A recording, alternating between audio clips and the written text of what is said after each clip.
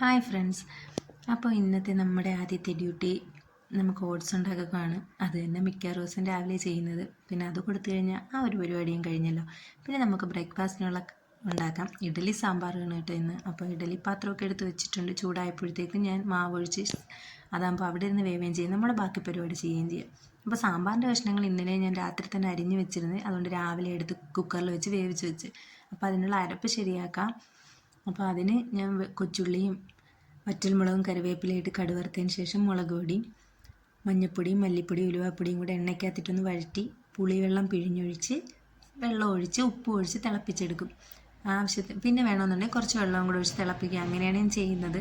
പിന്നെ സാമ്പാർ കഷ്ണം വെന്തിരിക്കുന്നത് കാരണം ആവിയൊക്കെ പോയിട്ടുണ്ട്. അപ്പോൾ അതെടുത്ത് കുറച്ച് ഒന്ന് തവി വെച്ച് ഉടച്ചു കൊടുത്തില്ലെങ്കിൽ ഇവിടെ കഷ്ണങ്ങളെല്ലാം പറക്കിക്കളയും. അപ്പോൾ അതുകൊണ്ട് അങ്ങനെ ആകുമ്പം ആ ഒരു ടേസ്റ്റും കിട്ടും. അതുപോലെ സാമ്പാർ കുറച്ച് കുറുകുറായിരിക്കുകയും ചെയ്യും. അല്ല, വെള്ളം കണക്കിരിക്കുന്നതിനോട് ആർക്കും വലിയ ഇഷ്ടമില്ല. അപ്പോഴത്തേക്കും നമ്മുടെ ഇഡ്ഡലി വെന്തിട്ടുണ്ട്.